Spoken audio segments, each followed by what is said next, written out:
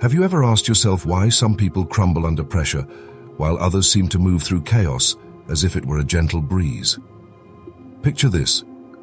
A crowded subway breaks down underground, lights flicker, air grows thick, and panic begins to spread like fire. Most people start shouting, sweating, pulling at the doors. But there's always that one person who stays composed, almost detached, breathing slowly, thinking clearly, guiding others with calm words. What separates them? It's not talent, not luck, not a superhuman gift. It's mastery of their mind. And here's the part most people miss. That calm, powerful state is not random. It's trainable. The ancient Stoics knew it. Modern science calls it the flow state. Athletes chase it. Creators depend on it. But you, yes, you, can step into it at will. The only question is, will you dare to train your mind like the Stoics did? Because here's the truth. Flow is not magic. It's not reserved for elite warriors or Olympic sprinters. It's a repeatable formula built on conditions that anyone can practice. Marcus Aurelius, writing in his tent at night while ruling the most powerful empire on earth, discovered the same secret that modern psychologists now prove in labs. Clarity of mind and disciplined focus open the door to unshakable presence. Epictetus, born a slave, found freedom not in chains breaking, but in his own ability to focus deeply, regardless of pain or insult. Seneca, surrounded by luxury yet haunted by political dangers, used philosophy as a shield to turn distraction into depth.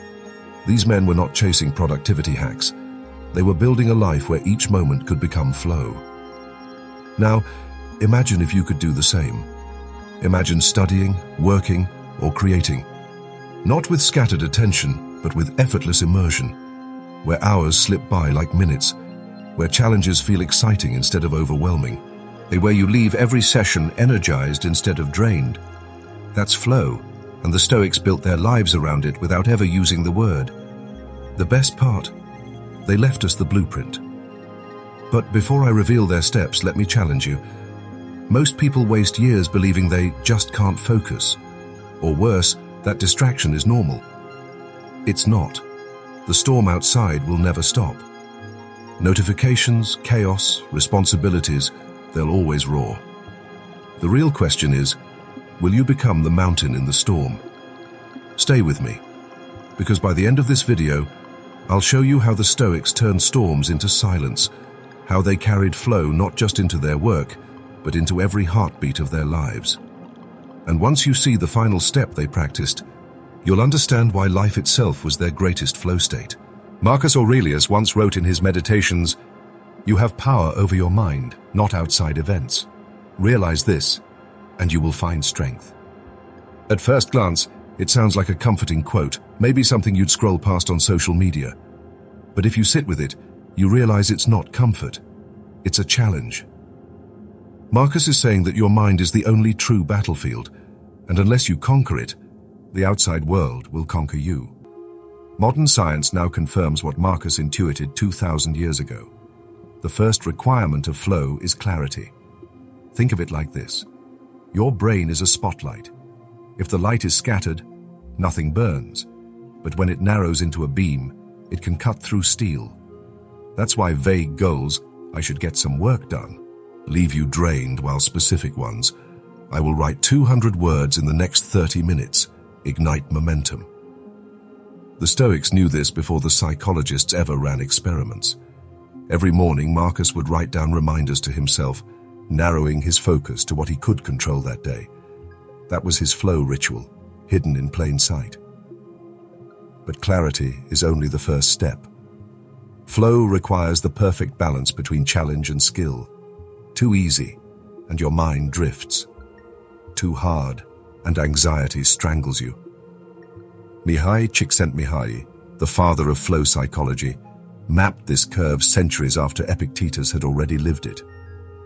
Epictetus told his students, "Don't explain your philosophy, embody it." In other words, don't hide from difficulty. Choose tasks that stretch you, but don't break you. The Stoics sought this sweet spot daily. They didn't fear discomfort, they welcomed it as training. And here's where it gets fascinating. When you deliberately aim for tasks that feel like a 7 out of 10 in difficulty, you're unknowingly practicing Stoic resilience. You're building a bridge into flow, and this isn't about work alone. Picture Marcus facing invasions on the empire's borders, or Seneca navigating treacherous Roman politics. They weren't waiting for perfect conditions. They were stepping into challenges that demanded everything they had.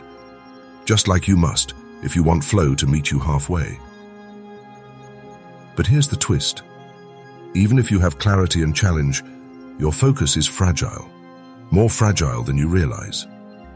One buzz of your phone can derail your mind, and science shows it can take 20 full minutes to recover. Seneca warned, "To be everywhere is to be nowhere."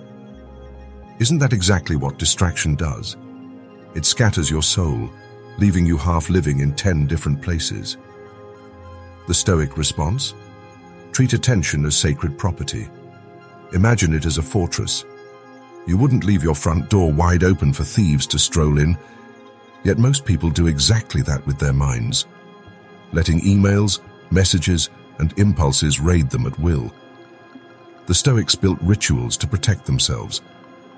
Marcus reminded himself each dawn that he would meet arrogant and ungrateful men, not to despair, but to prepare. That was his way of guarding his fortress before battle. What's yours? Maybe it's silencing your phone, closing your tabs, or using the same playlist each time. The ritual doesn't matter. The consistency does. And finally, the heartbeat of both Stoicism and flow. Intrinsic motivation. Why do you do what you do? If your answer is because I have to, your mind will resist. If your answer is because it makes me better, stronger, wiser, then flow opens its gates. The Stoics weren't chasing applause or riches. They acted from virtue, from growth, from alignment with nature. That is why their writings still breathe life 2 millennia later. Here's the hidden insight. If your task connects to your deepest values, flow comes naturally. Without meaning, you will fight focus forever. With meaning, the fight disappears. But now comes the real question. If we know the Stoics practiced clarity, challenge, protection, ritual, and meaning, how exactly can you apply all of this tomorrow morning? Stay with me, because the next part of this journey reveals the step-by-step Stoic launch sequence that transforms distraction into depth. And I promise you, when you hear the final step, you'll realize why most people never touch true flow, while a Stoic lives inside it daily. So, let's get practical. Imagine you wake up tomorrow morning, not drifting into your day, but stepping into it with the precision of a Stoic warrior preparing for battle. How would that look? It starts with a launch sequence, a ritual so consistent that your mind begins to recognize it as the doorway into flow. Marcus Aurelius began each dawn by reminding himself that the world would test him, with the arrogant, the selfish, the deceitful. He didn't do this to complain, he did it to prepare. Seneca ended each night by reviewing his actions, not to shame himself, but to sharpen his focus for the next day. Epictetus, who had fewer comforts than both, trained his students to begin by asking, "What is in my control right now?" That simple question stripped away chaos and left only clarity. And clarity, as we've already seen, is the first bridge into flow. Step 1 of your own launch sequence is just that. Decide with clarity. Don't begin with, "I'll try to get some work done." That's noise. Instead, choose one thing, specific, measurable, controllable. I'll write the opening of my essay. I'll solve 5 problems. I'll draft the first paragraph. Write it down. Own it. When the Stoics spoke about living according to nature, this is what they meant. Living in alignment with reality, not fantasy. Reality doesn't respond to vague intentions, only to precise action. Step 2. Protect the environment. Seneca often warned about the danger of the crowd, how being pulled in 1,000 directions dilutes your mind. Today, that crowd is digital. Every tab open, every buzz on your phone is like a shouting Roman mob pulling at your robe. You cannot flow in chaos. Close the door. Silence the notifications. Clear the desk. Build a fortress for your focus. When you honor your environment, you tell your brain, this is sacred time. Step 3. Create ritual. Athletes have warm-up. Musicians tune instruments. Monks light incense. You need your own signal.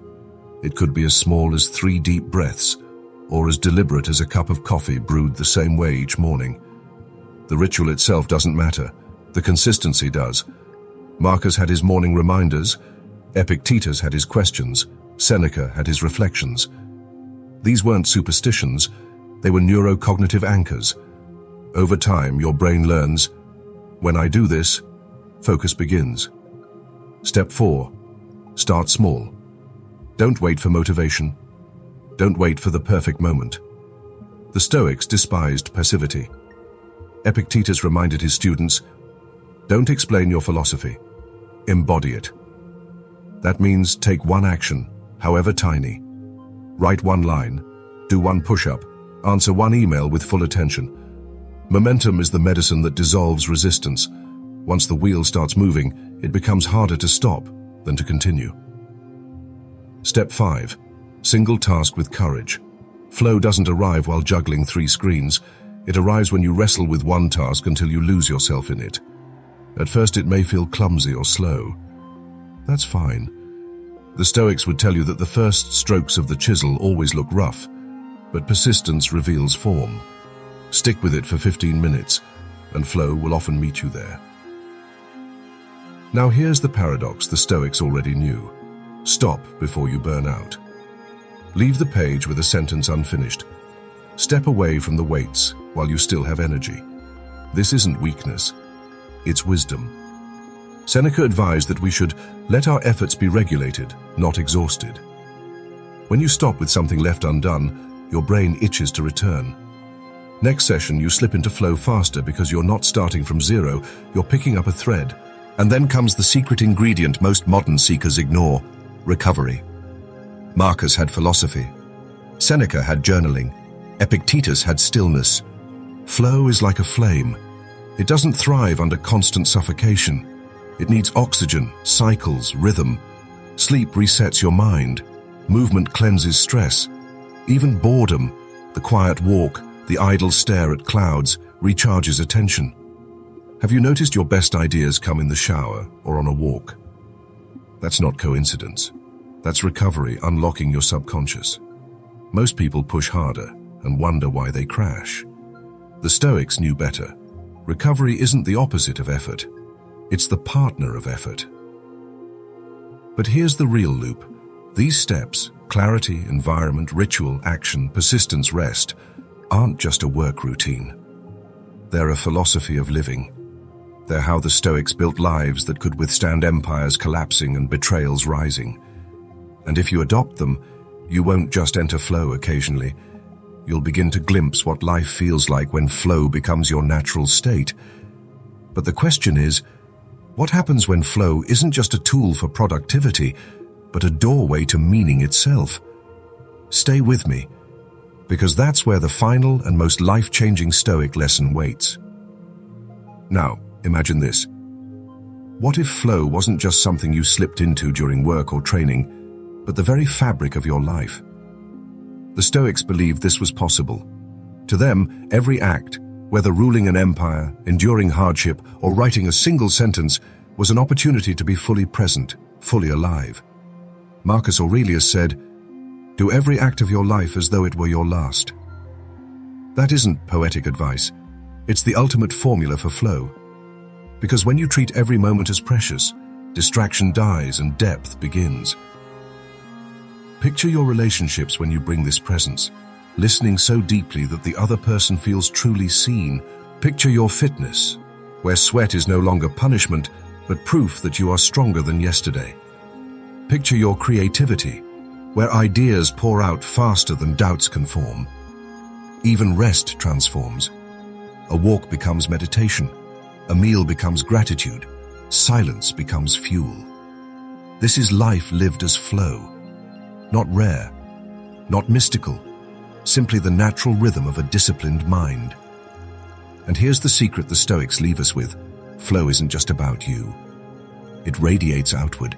Your calm steadies others. Your discipline inspires them. Your presence teaches them presence. That's why Stoicism isn't a private philosophy. It's contagious strength. The person who masters themselves becomes a lighthouse for those still lost in the storm. So here's my challenge. Don't just chase flow like a productivity hack. Live it.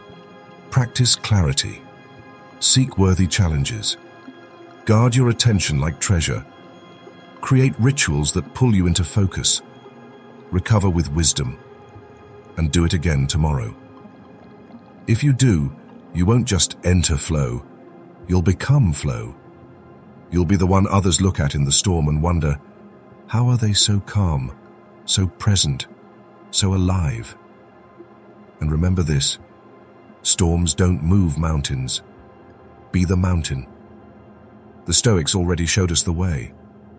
Now, it's your turn. But if you want to discover the hidden Stoic secret behind building unbreakable focus in record time, don't click away. The next video reveals exactly how the ancient philosophers trained their attention. And once you see it, you'll never look at focus the same way again.